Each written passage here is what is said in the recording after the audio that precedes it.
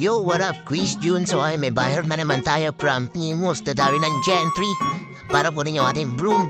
Siyempre alam nyo na dapat yung mga bayar natin, yung mga willing to pay up. Kasi alam nyo na, wala tayong license.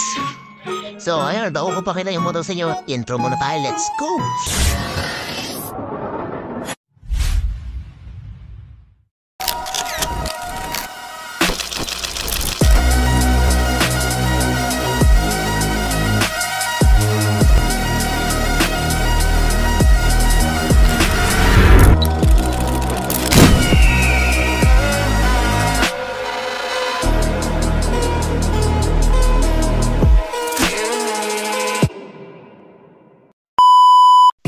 So, ito yung motor natin para na-sold kanina. So, maraming buyer na gustong bumili dito. May nakuha ng 35, 36 pero di umubra syempre.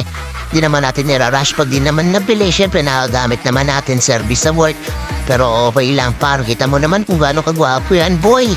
Talaga napaka-solid issue yan. Pasula siya 1 year. All working siya par. Complete original paper. So, kita-kits mamaya. So sa mga oras na to pa, nilinis ko na siya kasi nag-chat na yung buyer na papunta na sila. So may padrama-drama pa yan, kita mo naman.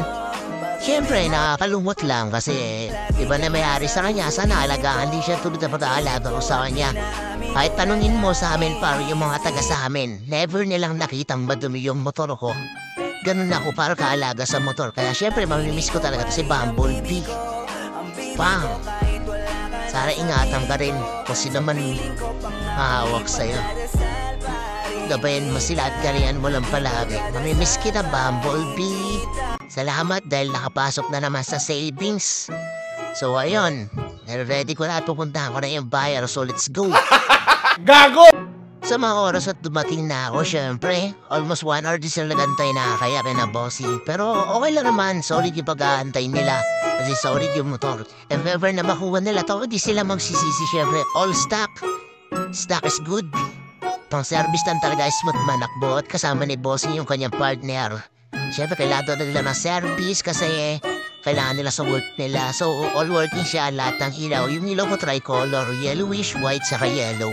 Pakaangas.